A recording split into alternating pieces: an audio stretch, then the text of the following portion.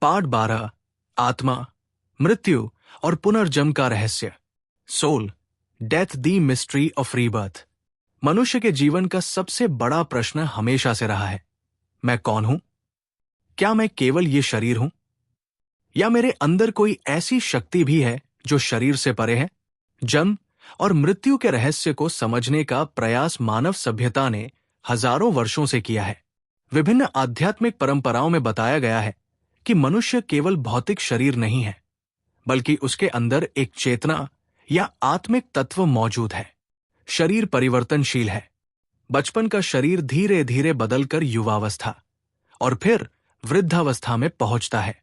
कुछ वर्षों बाद शरीर पूरी तरह बदल जाता है, लेकिन व्यक्ति के अंदर मैं हूं का अनुभव बना रहता है। यही अनुभव आत्मा की ओर संकेत करता है। आत्मा क्या है? भारतीय दर्शन में आत्मा को मनुष्य का वास्तविक स्वरूप माना गया है। शरीर को आत्मा का माध्यम कहा गया है। जिस प्रकार कोई व्यक्ति पुराने वस्त्रों को बदलकर नए वस्त्र पहनता है, उसी प्रकार आत्मा भी शरीर के परिवर्तन के माध्यम से अपनी यात्रा करती है। ऐसा भगवद गीता में वर्णन मिलता है।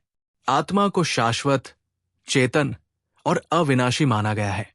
शरीर जन्म लेता है और समाप्त होता है, लेकिन आत्मा की यात्रा जारी रहती है। ये विचार हमें यह समझने में सहायता करता है कि जीवन केवल जन्म से मृत्यु तक की सीमित यात्रा नहीं है, बल्कि चेतना की एक लंबी यात्रा है। शरीर और आत्मा का संबंध। शरीर हमारे जीवन का महत्वपूर्ण साधन है।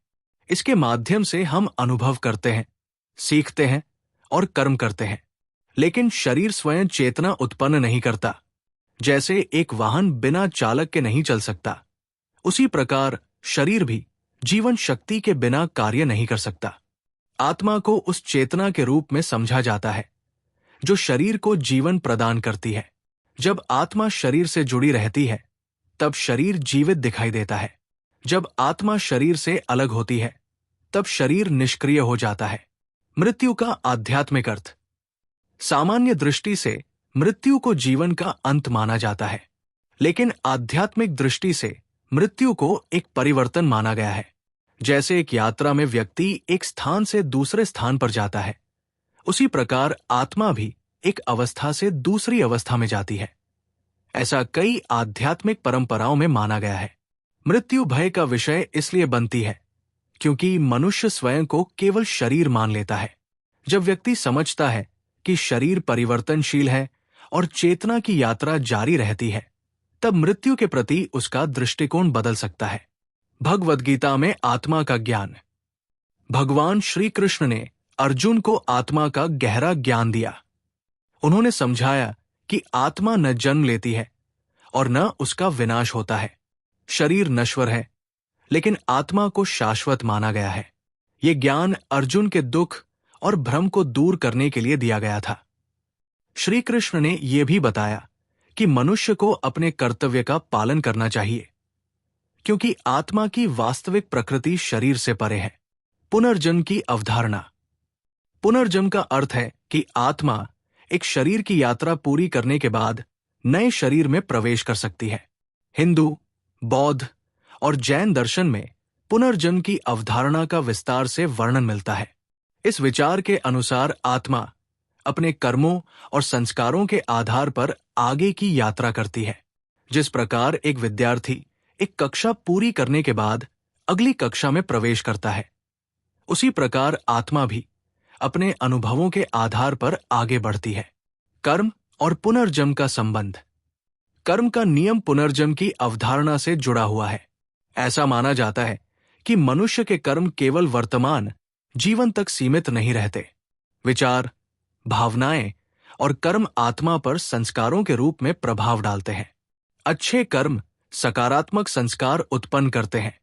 नकारात्मक कर्म सीखने और सुधार की आवश्यकता उत्पन्न करते हैं। इस दृष्टि से जीवन को एक विद्यालय की तरह समझा जा सकता है। हर अनुभव हमें कुछ सिखाने के लिए आता है। हर चुनौती हमारे विकास का अवसर बन सकती है। मृत्यु का भय क्यों होता है? मनुष्य को मृत्यु का भय मुख्य रूप से अज्ञात के कारण होता है। जिस चीज को हम समझ नहीं पाते, उससे डर उत्पन्न हो सकता है। लेकिन आध्यात्मिक ज्ञान हमें मृत्यु को एक प्राकृतिक प्रक्रिया के रूप में देखने की प्रेरणा देता है। जिस प्रकार दिन समाप्त होकर रात आती है और फिर नया दिन शुरू होता है, उसी प्रकार जीवन के भी अलग अलग चरण होते हैं। प्रकृति में हर चीज परिवर्तन के नियम के अनुसार चलती है। जन्म और मृत्यु भी इसी परिवर्तन का हिस्सा है। चेतना और मृत्यु के अनुभव। कुछ लोगों ने मृत्यु के निकट अनुभवों, नियर डेथ एक्सपीरियंसेस के बारे में बताया है, जिनमें उन्होंने प्रकाश, शांति या शरीर से अलग अनुभव जैसी बातें साझा की है। वैज्ञानिक इन अनुभवों का अध्ययन मस्तिष्क और चेतना के दृष्टिकोण से करते हैं। आध्यात्मिक परंपराएं इन्हें चेतना की गहराई से जोड़कर देखती है। इन अनुभवों की व्याख्या अलग अलग दृष्टिकोण से की जाती है, लेकिन वे मानव चेतना के रहस्य को समझने की जिज्ञासा को बढ़ाते हैं। आत्मज्ञान का मार्ग। आध्यात्मिक परंपराओं में आत्मज्ञान को जीवन का सर्वोच्च ज्ञान माना गया है। आत्मज्ञान का अर्थ है अपने वास्तविक स्वरूप को पहचानना। जब मनुष्य समझता है कि वो केवल शरीर, नाम और पहचान तक सीमित नहीं है, तब उसके अंदर एक नई स्वतंत्रता का अनुभव उत्पन्न हो सकता है। वो जीवन की परिस्थितियों को अधिक शांति से स्वीकार कर सकता है। वो सुख और दुख दोनों को संतुलित दृष्टि से देखने लगता है। संतों की आत्मा संबंधी शिक्षा। आदि शंकराचार्य ने अद्वैत वेदांत का संदेश दिया। उनके अनुसार आत्मा और परम सत्य के बीच मूल रूप से एकता है। उन्होंने बताया कि अज्ञान के कारण मनुष्य स्वयं को सीमित समझता है। ज्ञान के माध्यम से वो अपने वास्तविक स्वरूप को पहचान सकता है। रमन महर्षि ने आत्मविचार का मार्ग बताया। उनका मुख्य प्रश्न था, मैं कौन हूं? उनके अनुसार इस प्रश्न की गहराई में जाने से व्यक्ति अपने वास्तविक अस्तित्व का अनुभव कर सकता है। स्वामी विवेकानंद ने कहा कि प्रत्येक आत्मा मूल रूप से दिव्य है। जीवन का उद्देश्य उस दिव्यता को प्रकट करना है। उन्होंने मनुष्य को आत्मविश्वास, ज्ञान और सेवा के मार्ग पर चलने की प्रेरणा दी। जीवन को देखने का नया दृष्टिकोण। यदि हम जीवन को केवल भौतिक दृष्टि से देखते हैं, तो हमें जन्म और मृत्यु के बीच की यात्रा दिखाई देती है। लेकिन आध्यात्मिक दृष्टि से जीवन चेतना की यात्रा है।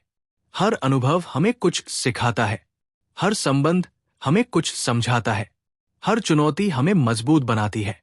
इस दृष्टि से जीवन का हर क्षण महत्वपूर्ण हो जाता है। मृत्यु के बाद क्या होता है?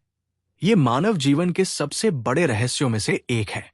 विभिन्न धर्म और दर्शन इसे अलग अलग प्रकार से समझाते हैं। कुछ परंपराएं पुनर्जन्म की बात करती है, कुछ मुक्ति या परम सत्य में विलीन होने की बात करती है, कुछ चेतना की निरंतर यात्रा को स्वीकार करती है। इन सभी विचारों का मुख्य उद्देश्य मनुष्य को जीवन को अधिक जागरूकता, प्रेम और अच्छे कर्मों के साथ जीने की प्रेरणा देना है। आत्मा और मृत्यु के रहस्य का सार। आत्मा का ज्ञान हमें यह समझाता है कि जीवन केवल बाहरी उपलब्धियों का नाम नहीं है। हम यहां केवल संग्रह करने के लिए नहीं आए हैं। हम सीखने, प्रेम करने, सेवा करने और अपनी चेतना को विकसित करने के लिए आए हैं। शरीर समय के साथ बदलता है, परंतु प्रेम, ज्ञान और चेतना की यात्रा बहुत गहरी है। जो व्यक्ति आत्मा के ज्ञान को समझने का प्रयास करता है, उसके अंदर मृत्यु का भय धीरे धीरे कम हो सकता है और जीवन के प्रति अधिक सम्मान और जागरूकता विकसित हो सकती है। आत्मा, मृत्यु और पुनर्जन्म का रहस्य हमें ये संदेश देता है कि जीवन एक अनमोल अवसर है। इस अवसर का उपयोग प्रेम, सत्य, सेवा और आत्मविकास के लिए करना ही मानव जीवन की वास्तविक सफलता है। पाठ 13, प्रकृति के नियम और ब्रह्मांडीय चेतना। अगले भाग में हम समझेंगे कि प्रकृति के नियम किस प्रकार ब्रह्मांड में कार्य करते हैं, मनुष्य और ब्रह्मांड का संबंध क्या है और कैसे आध्यात्मिक दृष्टि से पूरी सृष्टि को एक विशाल चेतना के रूप में देखा जाता है।